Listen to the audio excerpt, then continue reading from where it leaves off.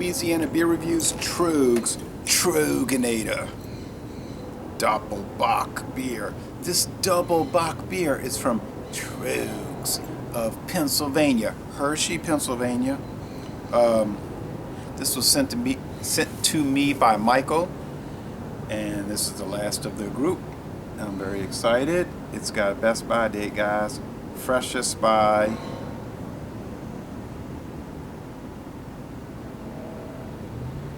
it's so small. November 23rd, 2016. Get your magnifying glass. Okay. Monks had fasted and figured out no food, no problem. Just drink a double Bock. All right. And they always end in ator, Andy Gator, Paul Anner, Salvator, the original double Bock. They don't always end in ator because there's Birra Moretti La Rosa, a double Bock, and it's awesome. Maybe the best Doppelbock I've ever tried. Some of the Doppelbocks will be kind of, they get kind of sickening, like especially the Paulaner. Not to say it's bad or anything, but that La Rosa, oh, it's so drinkable. It's strong, but it's drinkable. It's the hidden jewel of the double Bock world. You say, what about Corbinian and Eyinger Celebrator? Yeah, but those aren't hidden. Everybody knows they're awesome. Okay, I think other people will pass over Birra Moretti because it's a macro. 8.2% alcohol, 25 international bitterness units. The malts are chocolate, Munich, and Pilsner.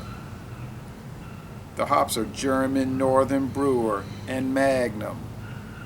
I'm sure there's probably so many video reviews, it's going to take me days to watch them all. Days. It gets a very good score in Beer Advocate, however. They're just saying, like, it's a B+. But the bros say it's outstanding, A+, their second highest score. Rate Beer is giving it 91 out of 100, so maybe more into the A- range, and 94 out of 100 for the style, more into the solid A. I don't know, I've never had it. We can't get this in Louisiana yet, unless people like Michael send it to me. Thank you, Michael. Ooh, what a treat. Now, it's funny because on their website they're showing this big tulip-style snifter type glass. I know, I licked the glass, but it was spilling. Beautiful glass. I said, man, I wish I had one like that. But then they're showing below, we recommend you drink this out of a lager glass.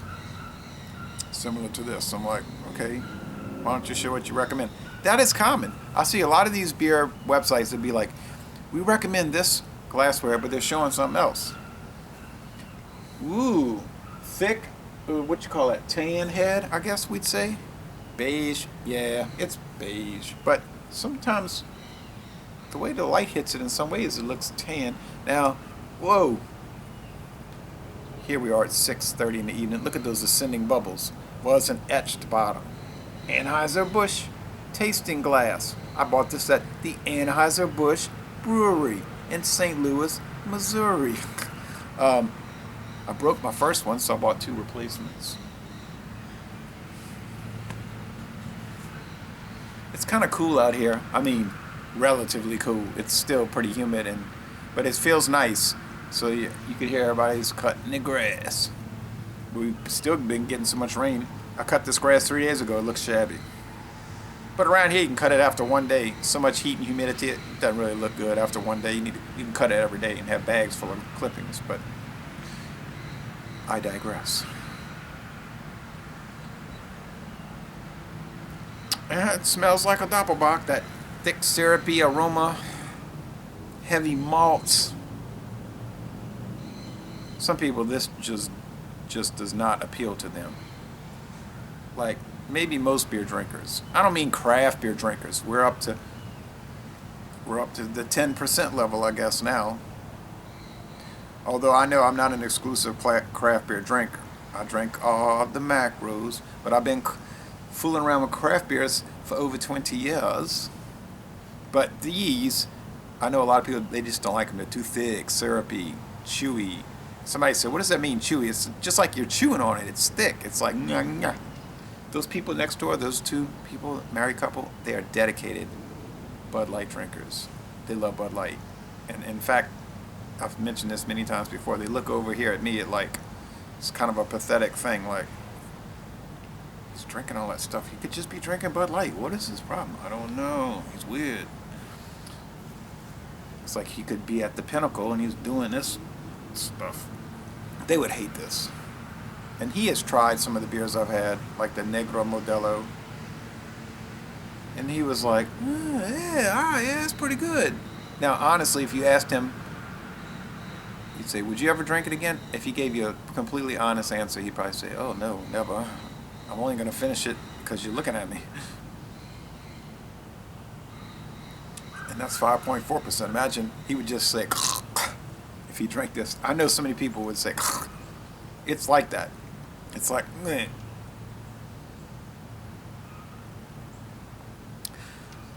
Brown bread crust, a fairly strong bitterness, syrupiness, almost like molasses, some nuttiness, some figs, even more so dates. They got weed eaters to the left of me. Mo is to the right. Here I am stuck in this video with you.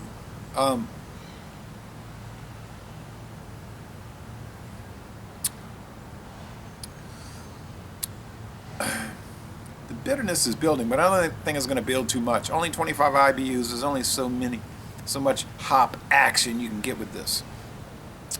It's semi-sweet, semi-dry, so it's like dead down the middle, sweet and dry, like sweet and sour sauce. In fact, it does have some kind of sweet and sour components. Some, like, not many. It's no Birra Moretti La Rosa, I have to be honest with you, but that's just like A+. I like it more than the Polana. Salvatore.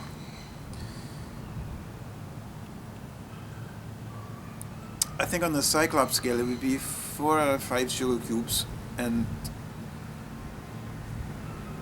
2 out of 5 hop cones.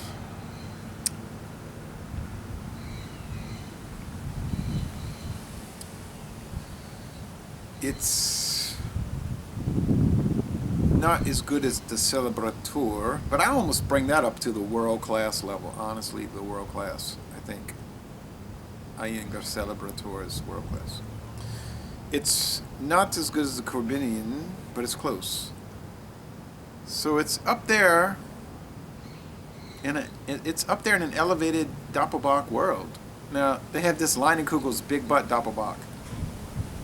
5.7% alcohol, that's a Doppelbock? No, that's just a Bock. And there's Shiner Bock, 4.5%. No, that's not even a Bock. Do they add caramel food coloring to that to make it brown because it tastes just like regular old Shiner? I don't want to get into that. Another rant and rave of Ronald about Shiner. Okay,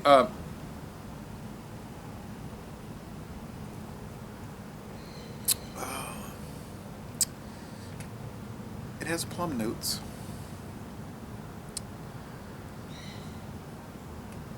I would prefer a 16.9 ounce bottle, but I can tolerate the 12 ounce. You might say, you don't want all that alcohol. No, that's you saying that. I'm not saying that. Okay.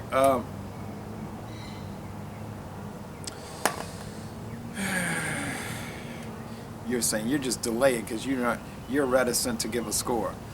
Yes, that's true. So let me get past all the dodging.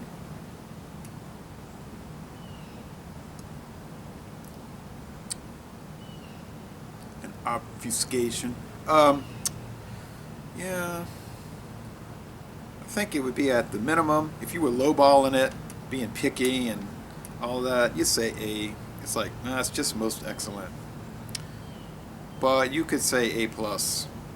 like outstanding, like the brewers are saying. I want to read those reviews. So one more sip and I'm gonna make a choice. I'm not gonna pass.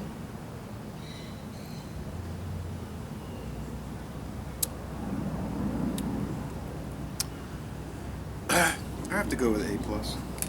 So, Les Bon Temps Roulé, an outstanding product from all indications from what I've been checking out, an outstanding company, and I'm going to end this review by saying, y'all come on down to New Orleans. Oh, wait, a Pennsylvania beer, and I'm wearing New Orleans.